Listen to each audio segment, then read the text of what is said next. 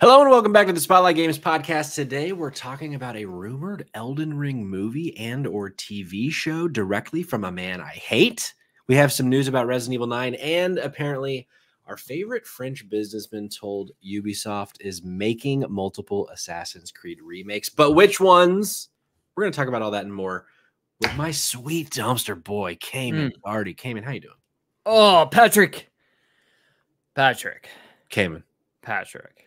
Oh, I can feel the energy already, brother. Patrick, I'm starting this episode pissed off for a multitude of reasons. Yeah. I think a lot of reasons to be mad today. Yeah. But I'm not going to dwell too much on the existential crisis of literally our entire world crumbling around. Sure. I'm going to focus specifically on the fact that IGN is a bunch of fucking cowards. Fucking cowards, Patrick. Tell us why. Patrick, you showed me this thing that they now do. Apparently it's been going on for what, a few weeks, a couple weeks at least, something like that. So on their one of their main podcasts, Game Scoop, for years now, they've ended every episode with this game, but now they've built an actual playable version of it, and I'll hand it back to you. So Patrick introduced me to this. This is a fancy thing. It's 20 questions to try to determine what this video game is, right? And so I'm bebopping along on it. I'm cruising, right? Absolutely cruising. Absolutely pressed up against a wall. Yeah. On today's game. Yeah. We get halfway, no, more than halfway. We're probably like 14 questions in. Okay. And I'm like, I'm sorry, I'm narrowing them down, man. Like, is this game cross-platform? Yes. Was it released before 2010? Yes. Before 2000? No. So I'm like, okay, so it's in this 10-year hub. Okay. So we start there. Is it action? No. Or yes. Is it a role-playing game? No. First-person shooter? No. Is it a racing game? No. What? So I'm going down the list, Patrick. Getting closer and closer. Male or female protagonist? Male. Okay. Cross-platform. So then I throw a curveball.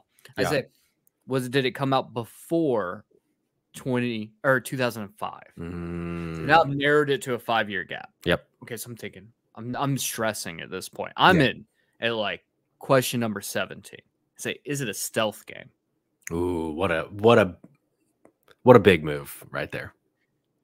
It is. It is a stealth game. So now I'm like, okay, between 2000 and 2005, I can only think of 2 franchises because I did ask as a part of a franchise, and it was. Yeah. Which is a big win there for me. I asked the same question. What are the 2 franchises that I can think of? Metal Gear Solid, Hitman. So I ask, is it a Metal Gear Solid game? No. So it has to be Hitman. Has to be. First Hitman game came out in the year 2000. However, that game only came out on PC. Did you know that? I did know that. Yeah, it's a good boy. Here's the problem: is there's 2 other Hitman games that came out before the year 2005. The year 2002, 2003 was Hitman 2. Yep. 2004 was Hitman and Contracts. Yes. Okay. So I had to take a shot in the dark, and I said Hitman 2. Okay. You know what IGN told me? And was this question number 20? This was the last question. Yep. Is the game Hitman 2? IGN told me no.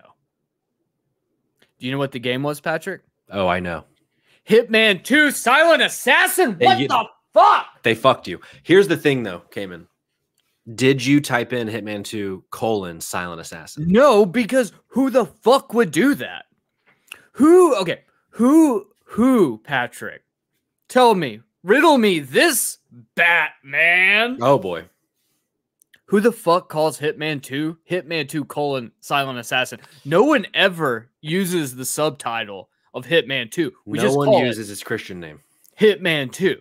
Yeah. Now, if I were to be like Hitman, well, then that's not right. Right. Because Hitman was then remade. Yeah. There's like more, right? Okay. We're not over here talking Absolution. We're not talking Blood Money. We're talking Hitman 2. Right. Okay. If it was Blood Money, I would have said Hitman Blood Money. Right. So the semantics. They fucked you.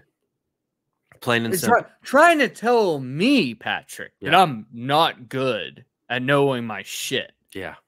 The truth is, IGN can suck these nuts. Whoa, that's the true. You heard it here first. Somewhere out there, John is fucking. He's partying in his grave. Oh, he is, because he's dead. He's dead. I heard it live. Cayman, while we felt all of those feelings together, I felt them from across the state. And meanwhile, I'm just over here like I didn't even get to the franchise of Hitman. I died so fast in this. Where did you end up at the end of this? Well, so I got fucked in that I asked it, is it a shooter? And it said yes. And in my mind, I was thinking first person shooter. And so then I get to like question 18 and I'm like, I'm asking it, like I asked about a franchise. I was like, is this a Call of Duty game? It's like, no. I'm like, is it an Xbox exclusive? Like, I'm asking all these questions. It's like, no. I'm like, fuck, this must not be a first person shooter. So I say, is it a third person shooter? And it says yes. I'm like, I have like one question left. I'm so fucked. So I didn't even get to Hitman. So you got a lot further than me, is what I'm saying. But in all of that time, Cayman, through all of this excitement, this disappointment, Cayman, one might say we got a sub from Colehouse Jr. Resubscribe 1 month at tier 1. He says in all caps, hey Terry. We got a sub from Cognitive Clips in all caps, spaces in between each letter, and italicized, Cayman. Cowards. Referring, of course, coward to IGN. We got to follow. So go ahead, keep going, jump in. I really think Max Schofield. We're losing your audio. Okay. Can you hear me? You're clear now. You're clearer now. Okay, good. I want Max Schofield to tell me personally. Yeah, he's sorry. Okay, I think we can make that happen.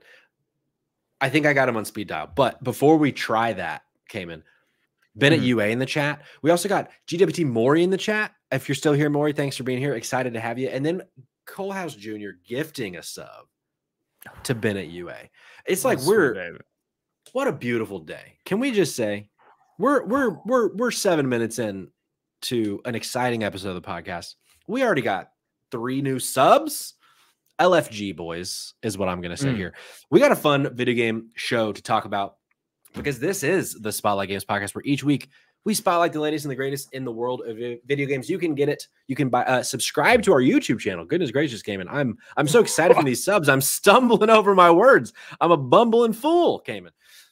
You can get it by subscribing to our YouTube channel at Spotlight Games Pod or by searching for Spotlight Games in your favorite podcast app. And hey, you can be on the show by tuning in as we record live Tuesdays at 8 p.m. Eastern time right here on twitch.tv/Spotlight Games Pod. So be sure to follow us there so that you're notified when we go live so you can be part of the conversation. In all of that excitement, I also skipped over the fact this is both exciting and disappointing, Cayman. I'm going to be completely honest with you. Yes. I'm nothing but transparent. We got to follow on Twitch from the Brando show, which is Evan Brandonizio, to which I say, 1, I'm excited. 2, where the fuck you been for the last like 5 years? Some ask that question a lot. Some also say maybe he's face first in a lasagna. Whoa. A lot of people asking that question. But hey, you know, even though I might be sad that it took this long to get your follow, I'm excited now. And he said, you know, I wasn't sure I wanted to commit, which that's fair. We're all about agency here. I want you to make your own decision. So you know what? I take back all my negative feelings and my negative thoughts.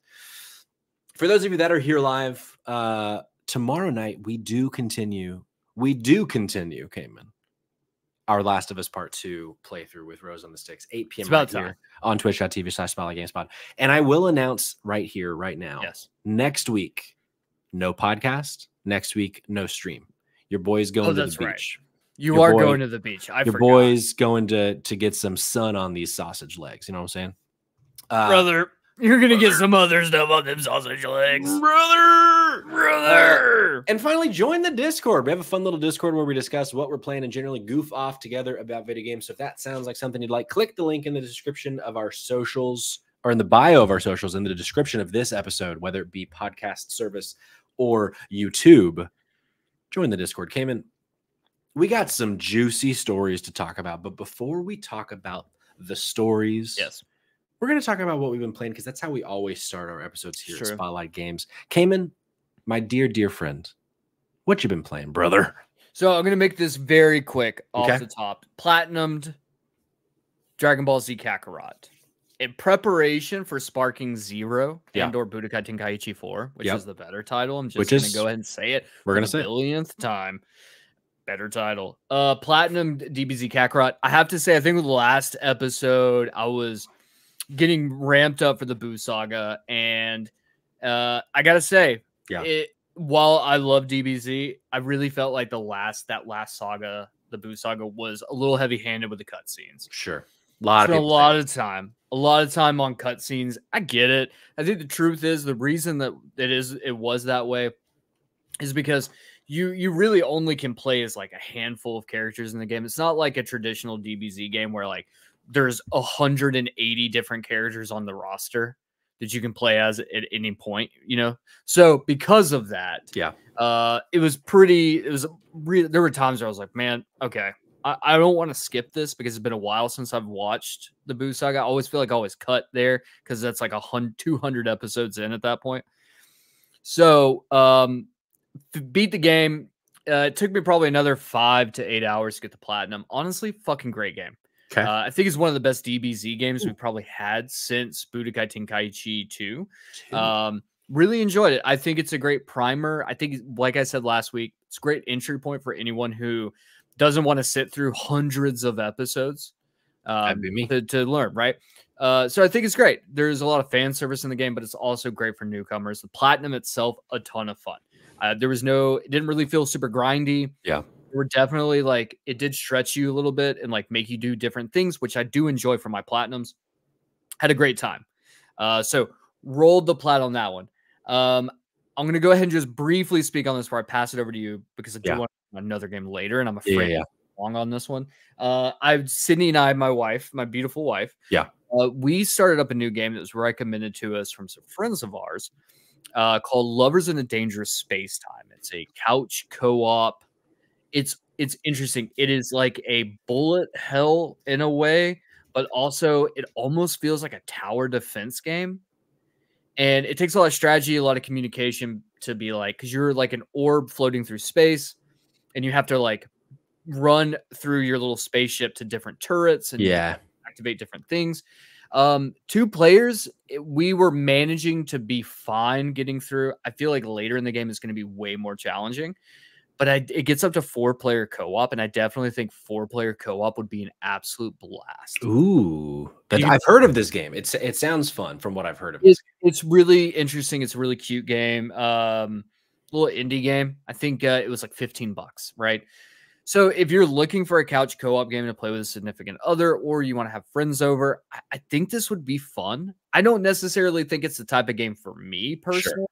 I've never been really big on the whole, like, I've never been really big on this type of like shooter games like this, like the bullet hell kind of stuff's not really my jam.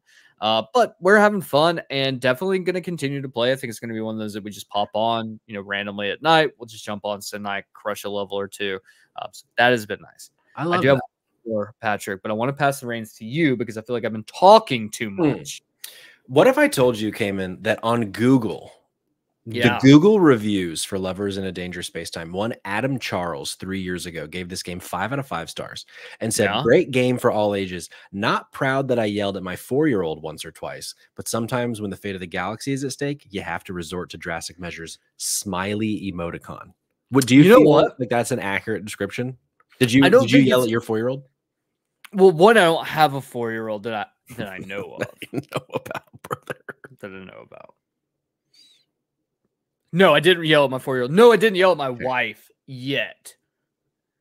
Because here's the thing. We can't play Overcooked. I get too emotional. Yeah. I'm playing Overcooked, man. Too emotional. It's too stress-inducing. I get really angry playing Overcooked. Yeah. I worried this game because it's so cooperative. This isn't like playing like Bulletstorm on the, or not Bulletstorm, Borderlands on the couch with Sid. Like, that game's like, oh, if you die, I'll come revive you. Don't worry. Like, this takes cooperation, and I am not good. I love that. When it comes to that. So I do worry there will be a point where we might consider divorcing each other. Would you agree that this game is phenomenal? Did you play it all time with friend? Mini much good.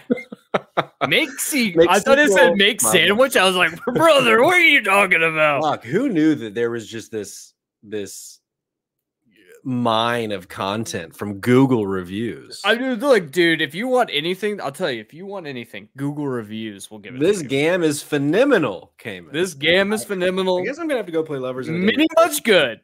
The Brando show does say that the game rocks. So far, Jacob Stuckwish says this game is good. They're phenomenal, excuse me. You're saying it's great. Brando show says it rocks. Do you think that this Jacob Wishgood is actually our friend Jacob Askren? Whoa. That's his Google review. His Google review pseudonym is his nom de plume is Jacob Stuckwish. Beautiful language there. Yeah. Thank you. So what have I been playing, Cayman? As I said last week, finished up the 1,000-Year Door. Was playing around a little bit with Nine Souls, as I mentioned, but I've not gone back to Nine Souls because life is stressful. And that game fucking hard. It's stressful. Yeah. Everything's crumbling around me, Cayman, and I want video games to bring me happiness, not make me more upset. So what did I do, Cayman? I went and spent $60 US on Luigi's Mansion 2 HD, and I'm having such a gay old time with that game. Did you ever play Luigi's Mansion Dark Moon on the 3DS, now called 2 HD? What? Luigi's Mansion Dark Moon? Wasn't that what it was called? The 3DS subtitle? I didn't know that. I thought it was just always Luigi's Mansion 2. No, yeah, Luigi's Mansion in the States, it was called Luigi's Mansion Dark Moon on the 3DS. And now they're calling it 2 HD and have killed the subtitle. But apparently everywhere else in the world, it was just always called Luigi's Mansion. Okay, can we just talk about subtitles for a second? So this thing happened to me earlier today, right? Where I was doing this game that you showed me, and fuck IGN and their fucking subtitles. Man, this is the second time that you've been fucked by a sub. Us. You know what I'm saying, brother? What a joyous game, though. But did you ever play 2? No, I never did. So this was really exciting when they announced it. Yeah. So one thing that I didn't know about this game until the other day when I played it for the first time, which in hindsight makes total sense, is the game is levels based. And what I mean by that is like the titular Luigi, you got your creepy little companion Egad that's kind of guiding you on this journey as the man in the chair. And so the way that the game works is you talk to him and he's like, oh, Luigi, there's an issue on this side of the mansion. There's a bunch of spiders and spider webs everywhere. And then you're dropped in on like that corner of the mansion, perhaps. And then you'll go within a few different rooms of the mansion. It's not like a free roam game like 3 was, which at first I was like, oh, I'm a little disappointed by this. I thought I would just get to go explore this new mansion, because the truth is like the mansion of Luigi's Mansion 2, tiny, because there are multiple areas throughout the game. Like you finish one building, you go through like 6 or 7 missions in the building, and then they'll send you to a new building. Like the second building I'm in, it's like a garden theme. It's like a greenhouse. Like there's also all of the rooms. Have you made it to the level of the haunted orphanage? I have not made it to the haunted orphanage yet, but what about the insane asylum? Obviously, in the Mushroom Kingdom, we have both orphanages and insane asylums. Mamma mia! I mean, you know what I'm saying? I'm just saying. I haven't gotten there yet either. But now that I've really settled with the game, now that I understand that this is a pick up and play. Maybe I'm going to play for 5 minutes. Maybe I'm going to play for an hour and just burn through a few missions. I'm having a great time. I would love to hear that. They also do a good thing, like these kinds of level mission-based structured games, when they're at their best, they give me reasons to go back and revisit. Later in the game, you have the ability to catch boos, and I couldn't do that at the beginning. So now I'm going back to those levels. I'm trying to find the boo with this flashlight. So yeah, I'm having a great time. $60. So it's the kind of thing where, like, if this is what I'll say, Cayman, you've never played a Luigi's Mansion game, but you've been interested to try the franchise, I would say play 3 before you play 2. But if you just like you've played 1 or 3 and you just never played 2 like me, and you want some more Luigi's Mansion in your life, absolutely play 2. But I do think so far, only, I don't know, 2 hours in, maybe 3, I think is the superior game in basically every aspect. But it's like, you know, this game came out years ago or whatever on the 3DS. In terms of it being a remake and like bringing in dual sticks and like all of kind of the bells and whistles of the Switch, knocked it out of the park. Like it in a lot of ways, it feels like a new game because they've that quality of life that they've given it is really shining, and it feels it doesn't feel like a 3DS game essentially. Because I considered before picking this up, I was like, I do technically own this on the 3DS. Longtime listeners of the podcast might remember last year I bought a 3DS when all of the digital storefronts were taken down. So it's like, before these games skyrocket in price, I spent some money on a 3DS and some games. I got the game for like $15 or something. So it's like, I technically already own this. Should I play it on the 3DS? And I bet I would have a lot less fun playing it on the 3DS. Interesting. It feels on the Switch, again, the dual sticks. Because even sometimes with the dual sticks, it feels a little clunky. So I can only imagine the original 3DS control scheme might have felt a bit tanky at times. Having a great time. Well, I'm glad. I'm glad that you're enjoying it. Yeah, that's all that matters. Patrick, I highly recommend. Go ahead, Cayman. Can I tell you about something that I don't know if I've been enjoying? Oh boy, please do. Yeah, and I'm not talking about the IGN fucking me. Yeah, right. On today's most absolutely game. So the last game I've been playing, about halfway through, I decided to stick with the anime game subgenre. Yeah, you're a little anime girl. So for all of our anime people, fans out there, playing One Punch Man, a hero nobody knows. And let me tell you, this game kind of sucks. Let's see what the Google reviews have to say. Keep going. It kind of sucks. I think my enjoyment would have been better if I would have played this before Kakarot, because Kakarot's a good game, and you can see so many flaws in this game. It's quite janky. Sure. It's the world concept of like going to areas feels very PlayStation 3. Like it feels like a PlayStation 3 game. Like that's the only way I can like really explain it. Of like, there is a little hub, and then you have to go to little areas in the little hub to do missions, and the missions are all very much the same. Of go here, fight an enemy, and then that's it. And then they sprinkle in like Saitama or the One Punch Man into like certain scenarios. It follows pretty much the first season of the game, or the first season of the show so far, where I'm at, and telling it from a different perspective, which I do like, because I will say with Kakarot, it is one of those where like a Dragon Ball Z game, typically outside of Xenoverse, tells the exact same story. Sure. You're going to follow the same story. So playing the game from the perspective of create your own character, which you can make the most batshit looking characters, and that's a lot of fun to it because of like the customization portion. You can just make dumbass characters, right? The problem is the actual gameplay when you're like fighting is not very fun. Yeah. It's a lot of just doing the exact same move over and over and over again, because you can end a match in like 15 seconds. Yeah. And the truth is, the faster you end it, the better score you get, which leads to better rewards, which makes this platinum run a lot faster, because truth is, apparently, easy platinum. And if you know me, I'm a sucker for an easy platinum. You sure are. Also, the game was $3 when I bought it. Like, I don't feel that bad. But yeah, about 10 hours in. Apparently, it takes about 20 hours to platinum. About halfway through the story, there's 10 chapters. I'm at like chapter 5 right now. It's 100% fine. Yeah. I wouldn't recommend it to anyone unless you're like a diehard One Punch Man. And it's been fucking forever since we got season 2. So like, if you want to revisit the world, maybe. But truthfully, literally anyone else, do not play this game. It's not good. I think we're going to bring in friend of the show, Jack, here. Cayman. Left this review 8 months ago. Okay. And I talked to Jack before we went live. He said I could read it as him. Okay. So buckle up. Okay.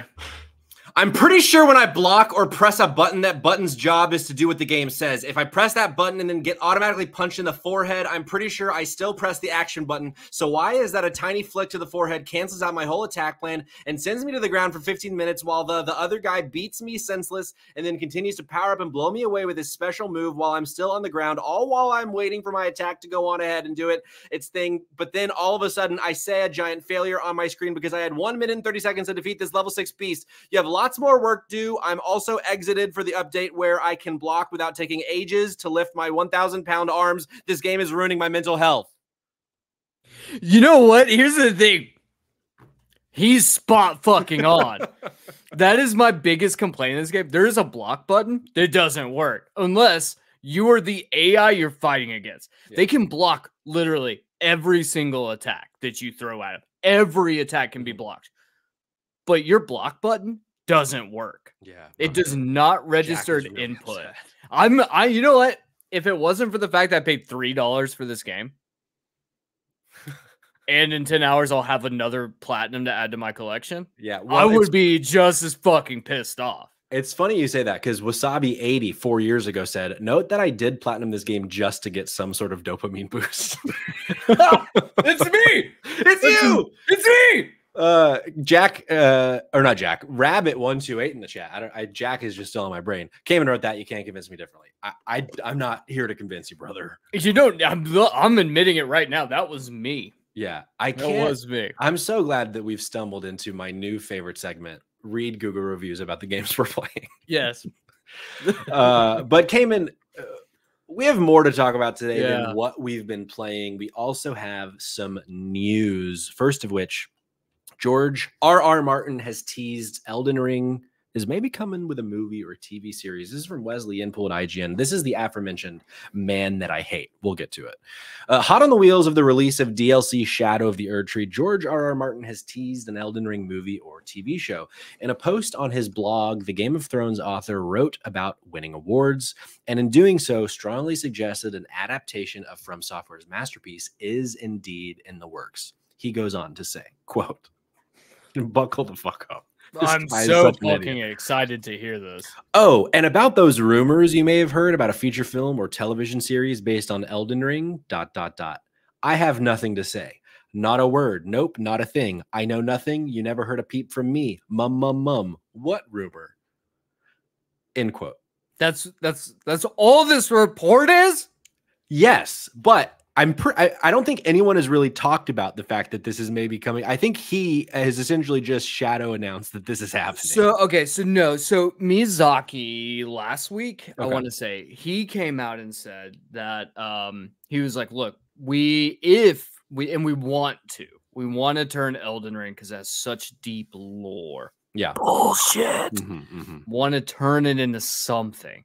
But for us to do that, we would have to have the right partner, which got the wheels moving, right? So this is probably what it's in reference to. There's a story here. Yeah. The story is there is no actual story in Elden Ring. Sure. Can I just say, Cayman? Yeah. What the fuck is this man doing? Writing a blog post about Elden Ring and not finishing the fucking Winds of Winter, the book 6 of Song of Ice and Fire. Like, what is this man doing? Okay. So here's the thing. Frank Herbert. Yeah. Okay. So Dune author. Yeah. Dune. Right.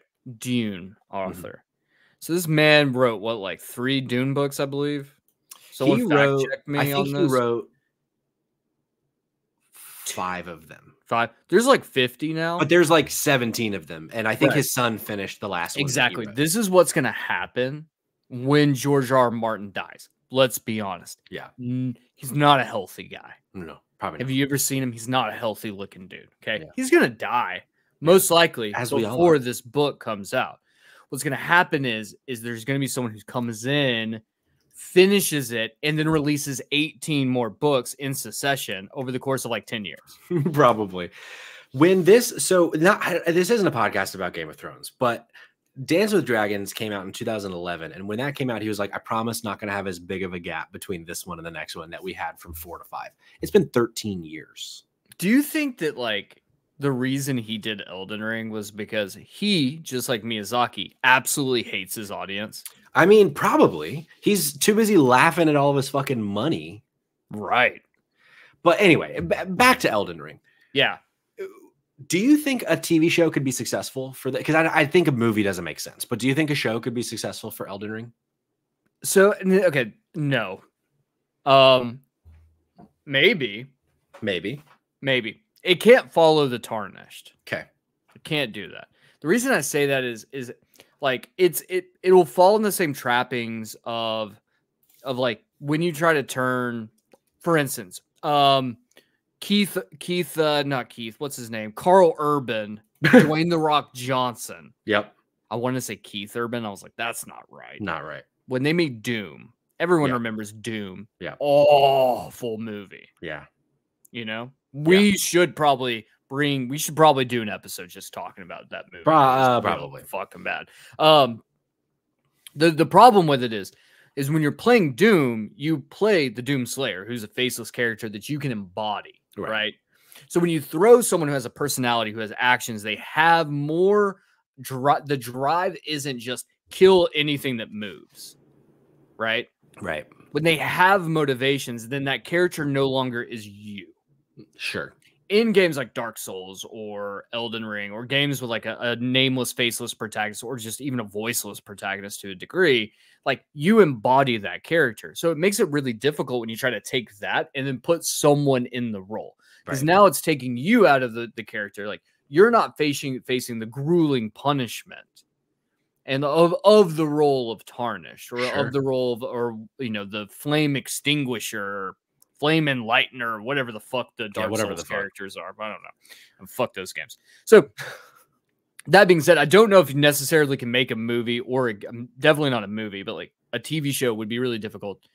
So you could twist it. You could probably do something in the world of Elden Ring. And I do think that there's a lot of really cool storytelling in Elden Ring and in the Soul series, but none of it is actual story. Sure. It's all set dressings that, and so for me, I'm like, this is a really tough thing. Like, I don't know how you can like convey that same sort of like, this is the world that you're living in. Look at all of these crazy, grotesque monsters, or most of the narrative in these games is driven by like item descriptions. Right. Like I would say 99% of it is. And then you get like a smattering of cutscenes that make no fucking sense because you don't have the time, energy, or patience to read the description of 400 fucking items. Yeah.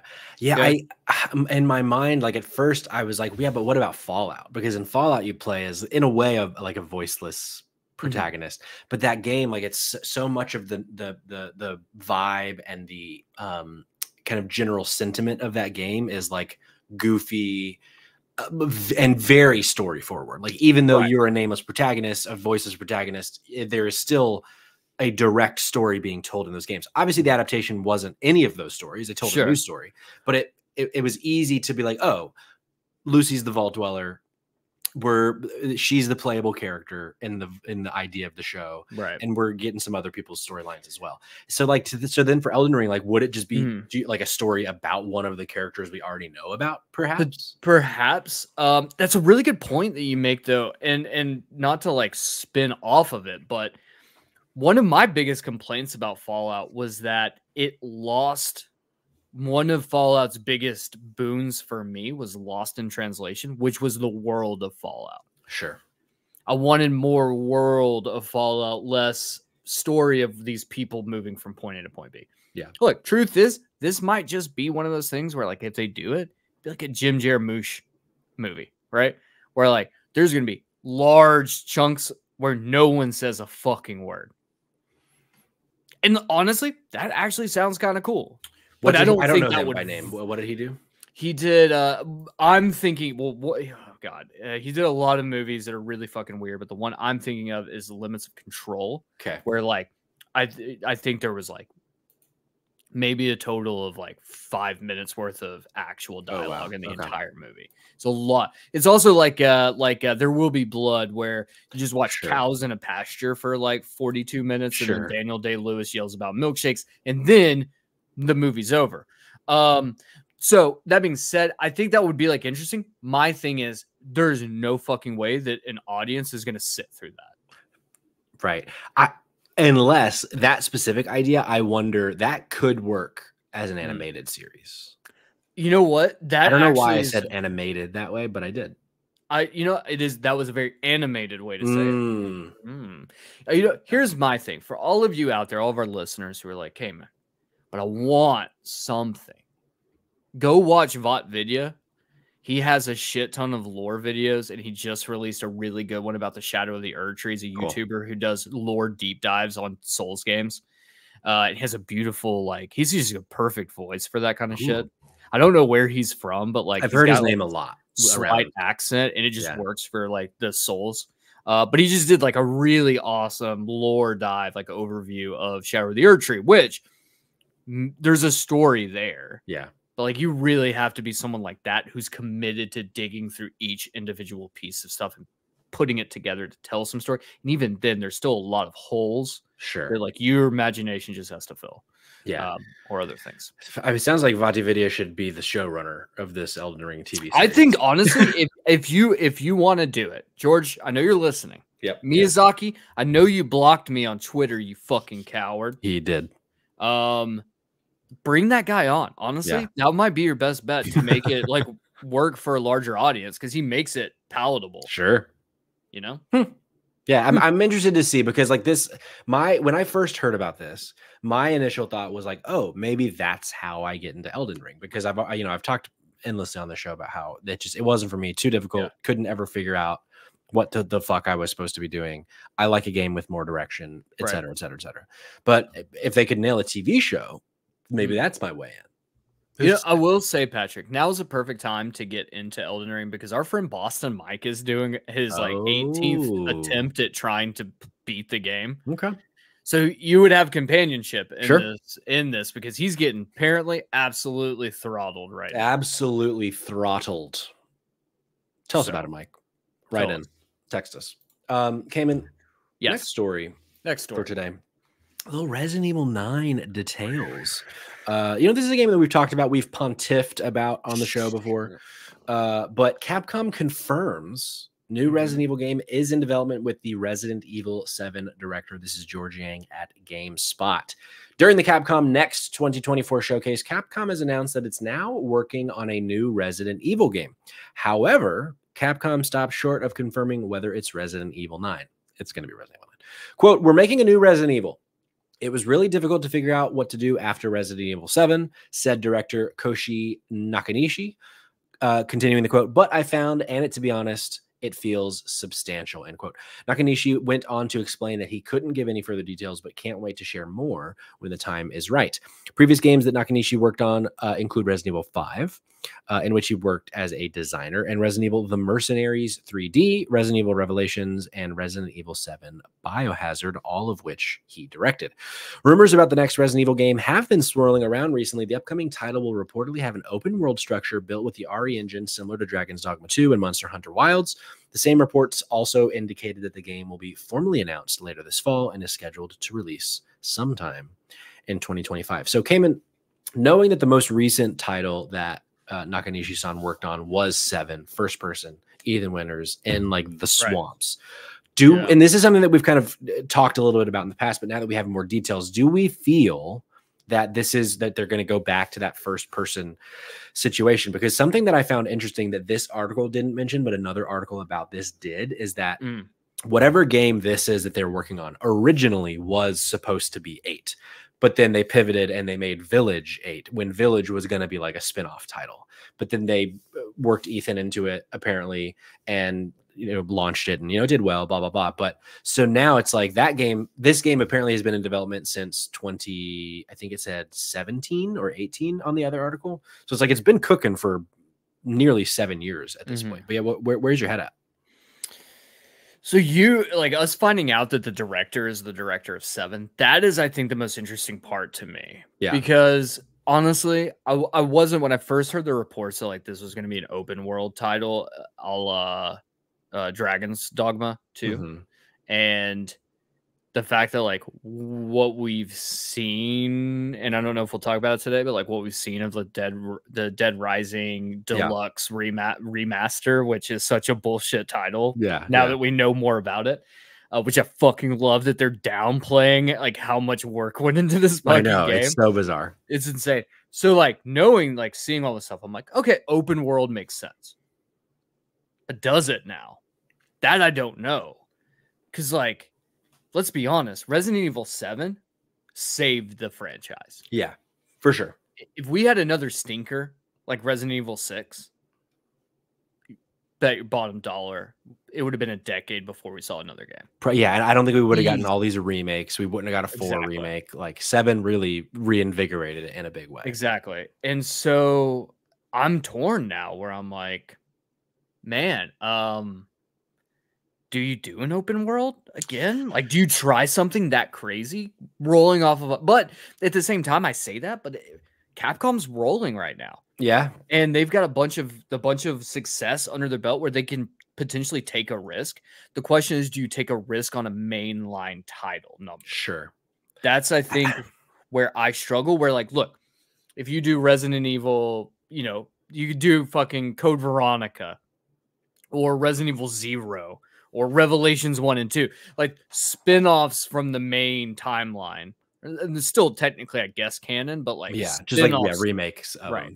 Like spin-offs like that, like you're going to take chances and risks. Like, do you take a risk on like your main numbered series? Seems wild to me, but also fuck it, let's ball.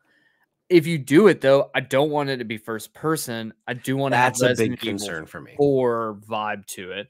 But dude, could you fucking imagine a Resident Evil 4 style open world horror game? I don't think we've ever had anything like that before. I don't think so either. It's like I'm so torn on this too. Like I feel like part of what makes in my mind, what makes the best Resident Evils is those smaller spaces.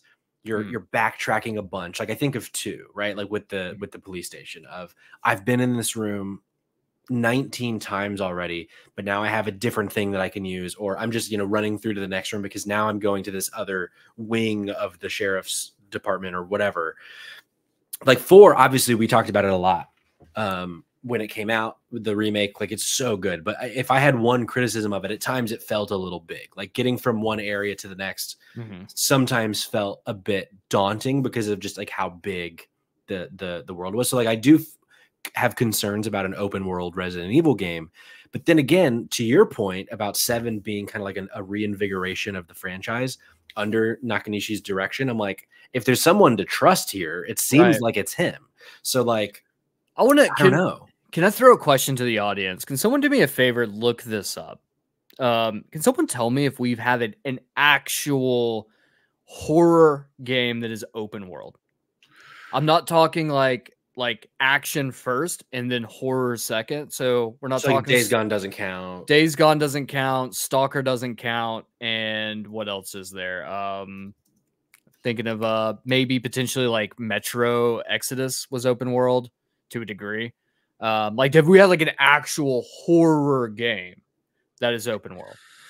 And a quick Google search, Dying Light 2 and Dying Light, but like that, okay. But I still feel like that's super action forward, right?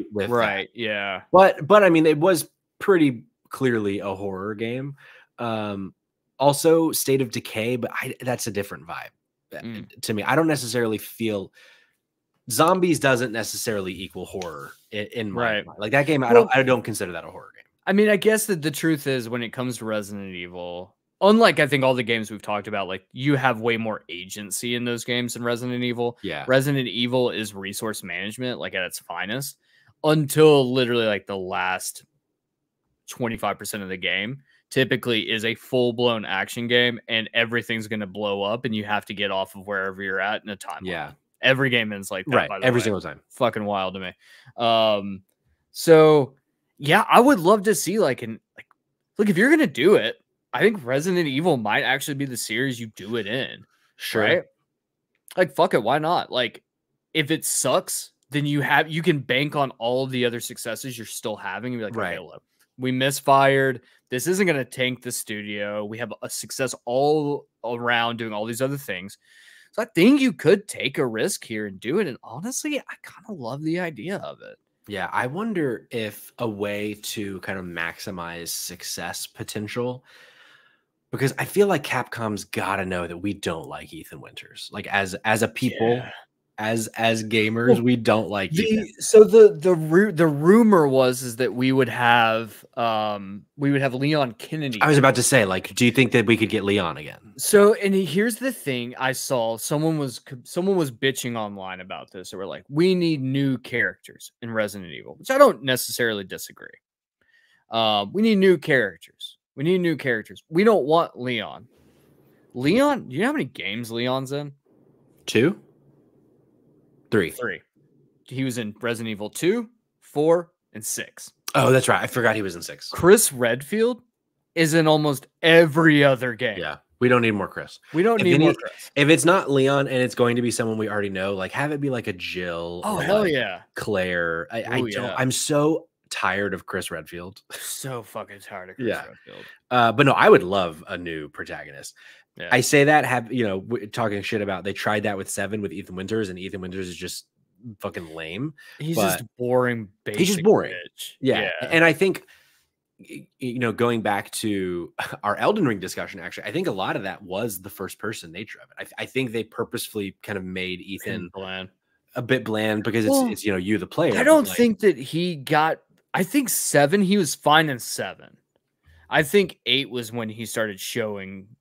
Like there was the wear and tear in 8 of him being like, sure, okay, so he is just really boring and doesn't have a lot to him. No, when he staples his hand back on, and you're like, all right, yeah, that's I think the moment there. But I think 7 was like, so if you choose like, I'm just thinking like, even if you did, it doesn't have to be a massive open world, but like large enough, sure, or even if you were to just like make the open world like the size of like Willamette Mall and Dead Rising, where it's like it's a significant size and there's a lot to do in it, but like it's all structured claustrophobic, like where it's like you're going into buildings and it's like going into the house in 7.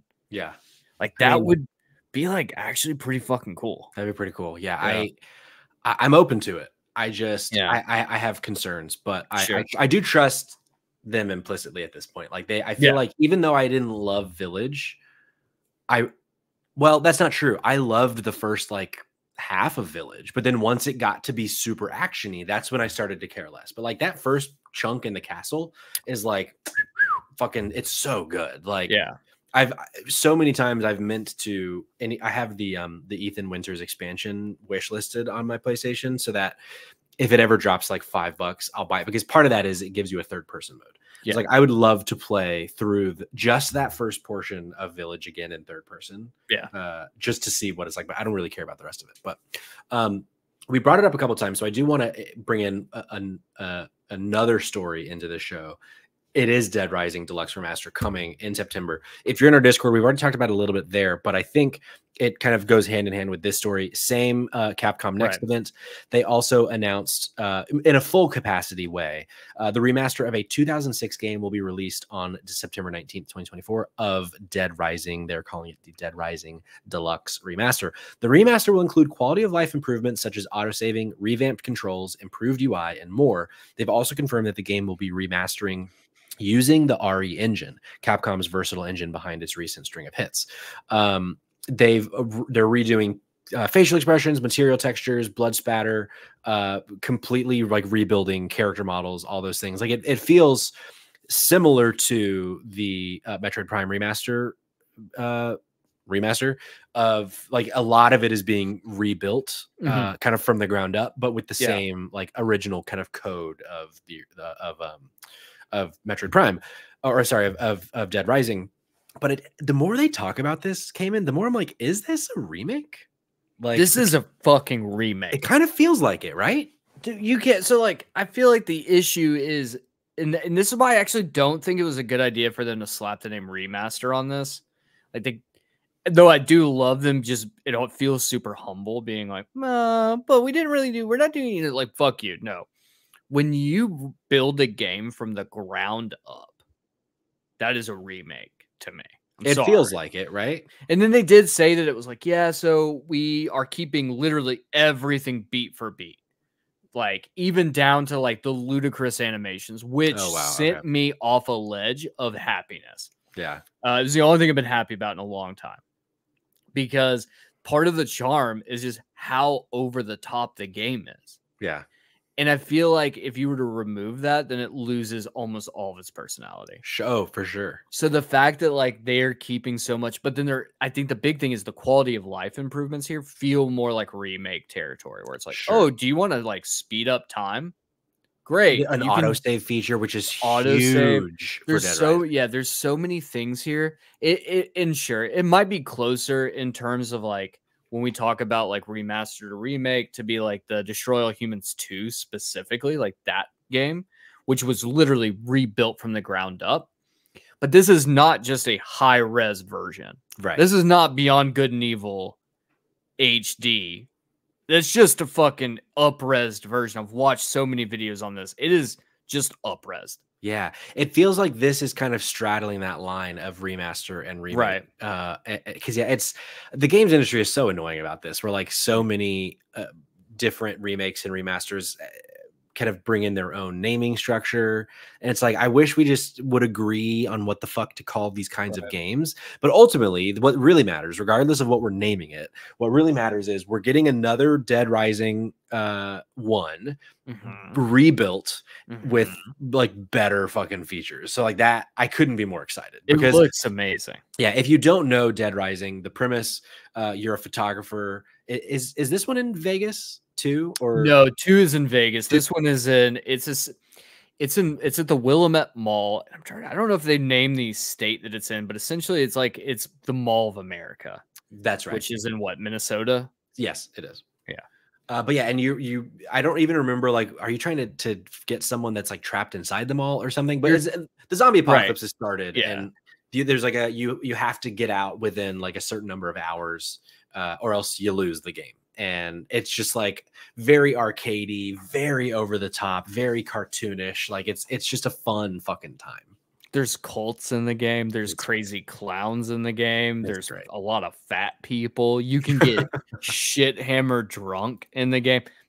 Who doesn't love that in a video game? I legitimately was like, when it first was announced, it was like any excuse to get back into Dead Rising 1, I'm excited about.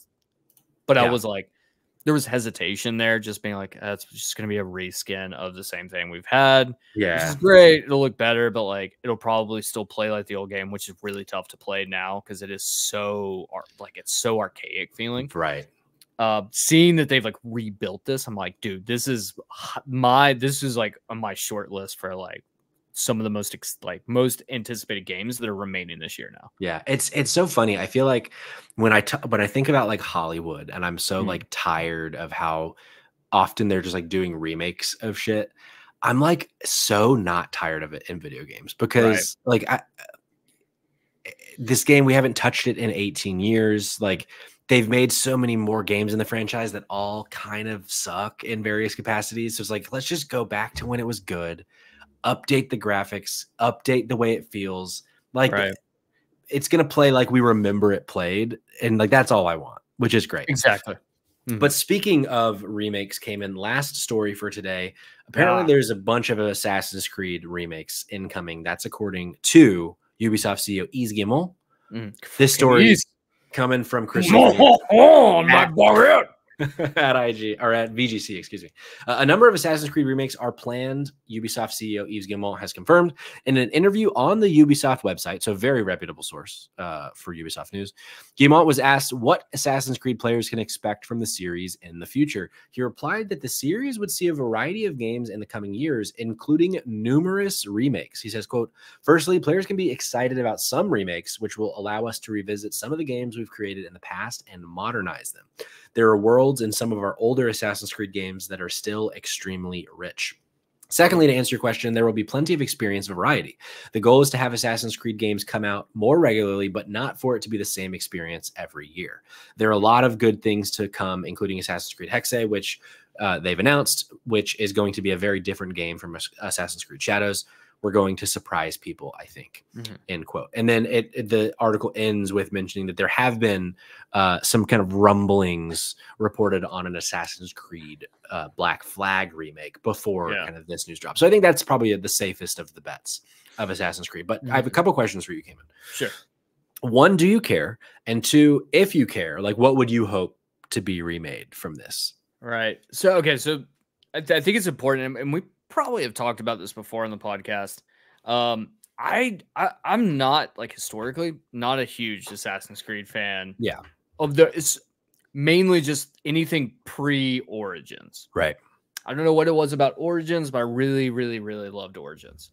Everything before that was a bit meh for me. So kind of hit and miss on those. My thing is, like, the Ezio trilogy and, like, Brotherhood specifically, like those games, like I feel like they've just been beat to fucking death. Sure. Like, we've gotten collections, we've gotten HD remasters. Yeah. No, you're right. You know, we've gotten a bunch of this shit. So, but there are games in the world that I would like to see. And I think the big thing for me, though, isn't just like, it's like the Dead Rising thing where, like, I want quality of life improvements, because a lot of my issue with those games were like one specific thing. Sure. The first being, please, for the love of God, reduce the number of tailing missions. Yeah. Like, come on. They just cut half of them. 75% you can cut. Sure. Because there's so many in the original games of tailing. They fucking suck. Second thing, give me a goddamn crouch button. You know, we didn't get a fucking crouch button until, I think, Black Flag. And if it wasn't Black Flag, it was fucking Origins was the first time we had a crouch button in a stealth game. That is kind of crazy. So, all of that to say, I would love to see two specific games. And they're both, like, came out right around the same time. I would love to see Assassin's Creed 3. Okay. I think Assassin's Creed 3 has a really interesting story to tell, and I think the setting is also very interesting. And I feel like if they did it justice and they cut some shit and reworked it, I think it would be a really, really, really good game that I think people would vibe with, especially today. And in today's climate and culture, I think it would be a hit. But there were problems with it. Sure. And I think if you went in and did some stuff, because, like, literally the first third of the game, you play as a completely different character. Sure. So, like, maybe it's not that big, but it is the first chunk of the game. It felt like it. It did. It felt like it spent way too much time in this one dude's shoes. Like, I think you cut that. But I think the biggest one, and this was going to throw everyone. Do you remember Assassin's Creed Rogue? I do. Okay. It led directly in. This is a wild one, right? It's the last Assassin's Creed game. I think it was the last one. They came out only on PlayStation 3. Or not only on previous gens. Yeah, it eventually came out, but when PlayStation 4 launched, Rogue was the one on last gen, and Unity was the one on And everyone completely missed Rogue, specifically because of how bad Unity was. And Unity honestly wasn't a bad game. It was just so fucking buggy that it became a meme. But Rogue is a really, really cool game with a very, very interesting story that almost no one experienced. Now, sure, we got an HD re-release. I don't even know if it was an HD re-release. They just re-released it. Yeah, I don't remember. And it honestly, when it was like it wasn't even a wet fart. It just like no one even knew it happened when it came out. Yeah. But I think, like, those two games for me in particular are really cool. We already know that, like, the rumor has been for years Black Flag's coming, and honestly, there's no way it's not. Yeah. Like, it's so beloved. Like, it's got to be coming. And I'm cool with that too. I think those three games coming out, I think, are pivotal. I think it would be really interesting to see. I really don't want to see. I don't want any more Ezio. I get that. I personally do, but I understand why you wouldn't. But for me, it kind of goes back to the Dead Rising conversation of, like, I just would love there to be a way that in 5-10 years I can go play the Ezio trilogy. I want it to be more than the trilogy. I want it to be like the first 5 games. So 1, 2, Brotherhood, Revelations, and 3. Really, the Desmond Saga is kind of what I want, not the Ezio trilogy. I want the Desmond Saga so that I could go through and play all of those games in a modern context. But if I could only pick one, I do like your 3 pick.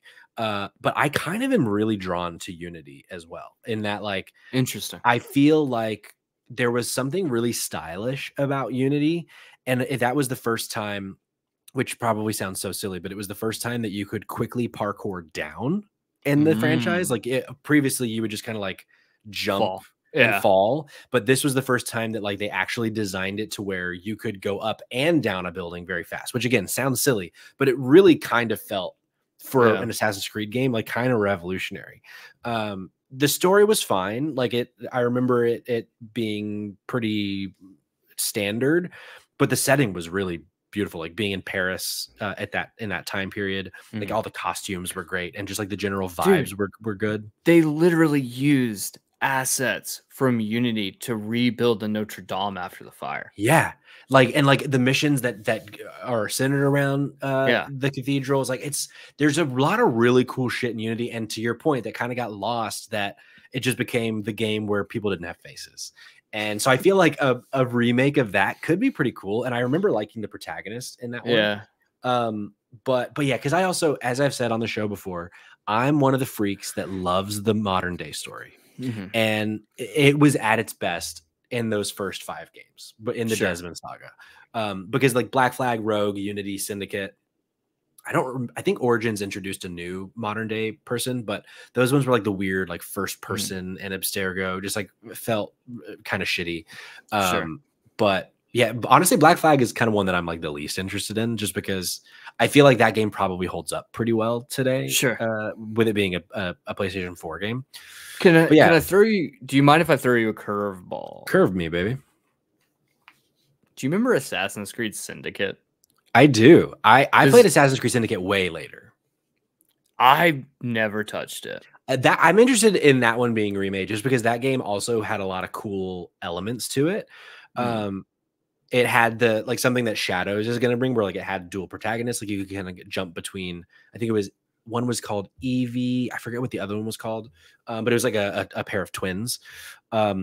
The thing that I didn't like about Syndicate was the setting. It was like Industrial Revolution England, and it was just kind of ugly. I fucking love that though. Yeah, I feel like that's also come from the dude who's like the biggest. Jacob, thank you, Jerry. It is a fucking Assassin's Creed Syndicate's included in PlayStation Premium right now. So just a heads up. I double check. So if we want to play, I know I'm the guy who's like The Order 1886, like the biggest of all. It's just like I love like industrial.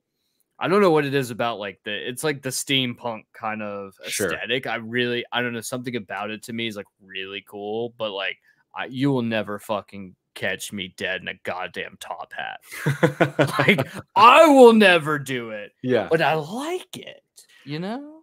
Oh, I know. And then for a not mainstream pick, did you ever play Assassin's Creed Liberation on the PlayStation Vita?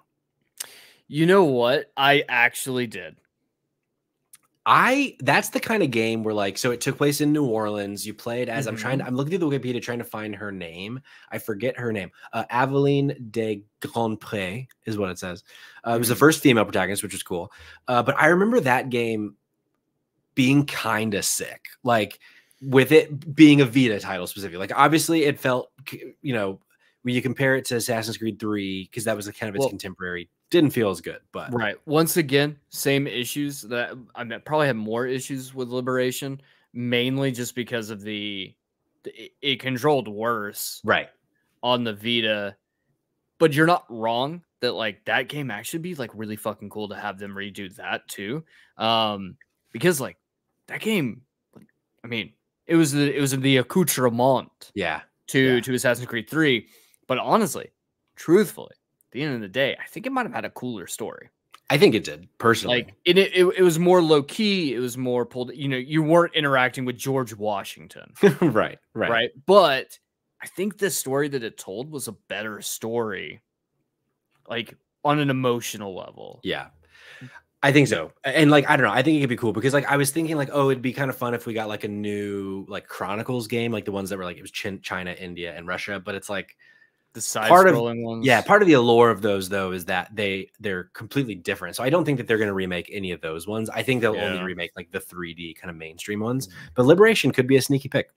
Terry in the chat does say Syndicate was not his favorite, and I think that's kind of a general consensus. A lot of people don't like Syndicate, but that's why I never got around to playing it, because that was the thing. No one ever talks about it. Yeah, and I think that's probably like, truth is, I think at the end of the day, that's one of the biggest signs of a game is if no one talks about it, then it wasn't doing something right to move the needle. Now we can talk about how Unity was broken as fuck when it launched, but people still talk about Unity. And so like there's like Duke Nukem Forever blows super hard. Yeah. The game sucks.